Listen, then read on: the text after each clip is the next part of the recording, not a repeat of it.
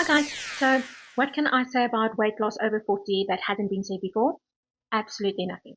But I've had a few light bulb moments in the past 3 months that's really changed my life, and if you want to know what it is, you're welcome to stick around.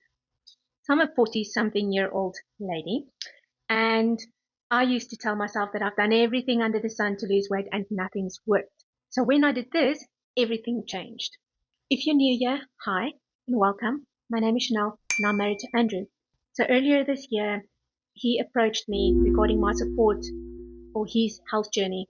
And during that conversation, I knew it was one of those pivotal moments in our marriage where I had to jump in with both feet. During that time, Andrew was doing a lot of intermittent fasting, and I asked him to buy me a mindset course that's hosted by a lady called Diane Parham, and it's called Midlife Mindset for Women. The surprising result was how it just clicked in my mind. It just ticked over, and I jumped into the carnivore diet with both feet immediately, and I just did it. So step number one was to reset my mind, to live how I needed to live the life that I wanted to live. Okay? I'm going to repeat that. So I had to reset my mind to live how I need to live so that I can live the life that I want to live. In my mind, I have a fantasy self. I have this idea of how I want to live, what my life should look like. But the steps and the actions I was taking wasn't aligning with that vision. The only way you can get your fantasy self a true dream of who you want to be and how you want to live, you need to action to get there. That makes sense? I had to take steps to align my actions with my vision for my life. I wanted to be fit and healthy, support my husband, but also lose weight because I was with the immigration gaining a lot of weight. And I had to sit down and figure out what that would look like for me. So immediately, step two for me was figuring out what my plan would be to get me to the vision I had for my life. So saying I've done every single diet under the sun, I think is a bit of an understatement. I actually have a folder on my laptop called diets with all the diets in it. And I mean, to name a few, like the egg fast and the soup diet, and the traditional one that I followed the most and most often is from a dietitian. I mean, I had her personal number on my phone and I would WhatsApp her and go, okay, I'm ready to diet again. And I was never successful.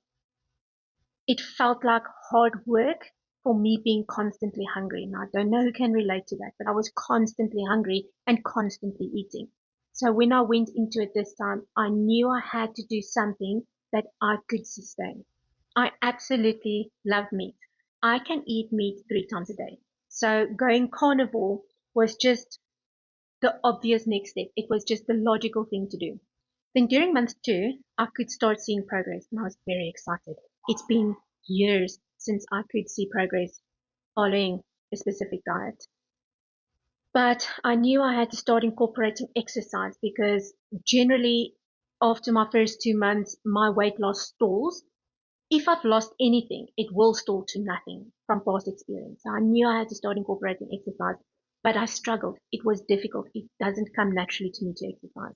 So then starting July 1st, I started walking 10,000 steps per day, Monday to Friday. I said, if I hit it over a weekend, it's good. If it doesn't, I'm not going to kill myself. I'm going to focus on Monday to Friday.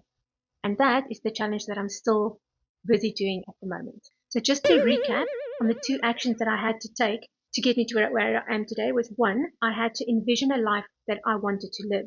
And I had to decide on the actions that I had to take to align me with that vision. And the second action that I had to take was to decide on a diet. It could have been any diet, but I knew it had to be a diet that I would be able to follow for the rest of my life, not just for a period. And I had to enjoy it and I had to be able to lean into it to get me to the vision that I had for my life. And those 2 actions is all that I needed to get my butt into gear and started. And now we're going to have to talk about the actual diet part of this video, because without some form of food restriction, you're not going to lose weight. And that is the reality. But I became very rebellious in my thinking when I started putting rules around food. The solution that I had to not become rebellious around the food rules was that I didn't give myself any. What I did was I said to myself, Every single month, you're going to have one focus, nothing more. You're going to flop around like a fish out of water, but you're going to have one focus. And as long as you can steer towards that focus, you are good. Don't judge yourself. Don't question yourself. Just aim for that one goal. And that seemed to have worked perfectly. My goals were easy. In month one, go carnivore. Done carnivore before, was easy enough for me. And all I said was, if it's not a whole piece of meat, I'm not going to eat it. So I'm avoiding cheese. I'm avoiding dairy. I am using dairy as treats, but not cheese, more Greek yogurt and milk. That's it. And those were my carnivore rules that I set for myself. Like when I do carnivore, what is it going to look like? And that's what it's looking like for me. I'm using salt as a spice, Worcester sauce as like a drizzle. I do use some mayonnaise and tomato sauce. Takeaway days, we do KFC, we do it's beef ribs or pork ribs. It's still a whole piece of meat, even though there's a basting on it, even though there's a crumb on it or a sauce on it. That's technically not carnivore. I don't kill myself. Those are not the norm. For me, those are treats that I do on occasion, because I think people started thinking that you should spoil yourself with food daily. Now I do that. I buy a latte or I buy myself a yogurt. Those are my treats, not sugary, basted, deep fried, none of that. So my first focus was go strict carnivore. No matter what it looks like, no matter the quantities that you're eating or the volume, it doesn't matter. Just eat meat. That was month one. Month two was BBB&E. It's beef, butter, bacon, and eggs. No dairy. And that is why I struggled, because I do use dairy to spoil myself, to treat myself. I do not know how to do it any other way, to soothe myself. It was so hard, but now I know that that is what I do with dairy. So I can restrict it or I can increase it as I need to soothe. Around my cycle, I will increase my dairy. After my cycle, I feel fine. I don't. When I feel like, oh, it's close to my cycle, I am more hungry. I am nibbly. I feel like a snack. I use yogurt. I have a glass of milk, and that is what I use. And I couldn't have figured it out unless I went BBB&E. Now, I'm not saying that you guys should do it like that, but that's how it worked for me. And I learned so much about that. Not necessarily going carnivore on the BBB&E when I restricted the milk. I really learned a lot about myself. In month three, I said to myself, right, obviously going carnivore was my diet that I chose that I would like to follow for the rest of my life. I don't like vegetables. I love fruit, but I won't leave, you give me a spread on a buffet, I'm not the type to go for the fruit and the yogurt. I'm the type that will go for the pork sausages and the bacon. So, that's just the diet that I chose that works best with my personality. That's just my advice. It might not be the best advice, but if you can stick to it, you will lose weight. And that's the biggest epiphany that I had. But let's go on to month three is doing some exercises. I am not noticing weight loss this month. I am not seeing major changes um, like I did in month one and month two. So it's a bit more frustrating. I know I'm stalling out. It was bound to happen. I've never dieted consistently for more than 3 months. So I'm very excited to see what lies ahead. But the aha moments that I had was I realized that with every single challenge that I've done throughout the months is that you start off and you have a focus and you have a finishing off point. So you have something to look forward to. But somewhere in the middle, you just hover. And it's difficult because when you go to the shop and you're on BBB&E and you want to buy yourself some salami or a latte, you can't.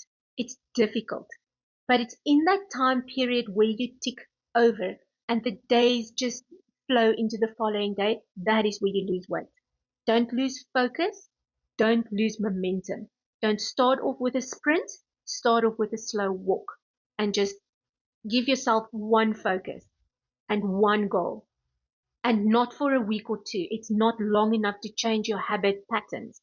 For a month, 1 month, one focus. So what's next for me? Counting calories. Isn't that lovely? Because at some point, you're going to have to balance what you consume and what you exercise out in calories to see whether you're losing or not. I've never been good at counting calories, but I've also never dieted past the 3 month mark before. So this is all uncharted territory for me. If you are as curious as what I am to see what the next month holds or the next 2 months hold, please consider subscribing down below. It's for free, and watching my videos all the way to the end really does so much more for my channel than what you would think. Give this video a like, subscribe, comment. I would really appreciate it. I would like to know if you're on a similar journey as what I am, or if you had any light bulb moments in this talk that I shared with you. So my final oversight why I couldn't lose weight in the past was I think I was eating too many ingredients. I know it sounds funny, but I found that the simpler I keep my diet, the better my body reacts. And simpler, I mean with the least amount of ingredients, not the least amount of calories, the least amount of ingredients. So I found that on days when I eat beef, clean ingredients, one ingredient is a meat and salt, right? Don't care what the meat is, don't care what the salt is. It's a meat and a salt. And that's sort of my boundary. I find that in the past, when I did carnivore, Woolworths, I've spoken about Woolworths before, crumbed pork chops, fish fingers, schnitzel, crumbed chicken strips. I don't care if they're keto or gluten-free or low carb. I think it was doing all the things. So I'm not saying my diet is going to look like this forever. I'm saying for now that I'm in my weight loss phase, I'm keeping my ingredients as plain and as simple as possible for my body to react. And it seems to be working. And in the past, I was doing more or less what I'm doing now, just with more ingredients. Why wasn't it working then?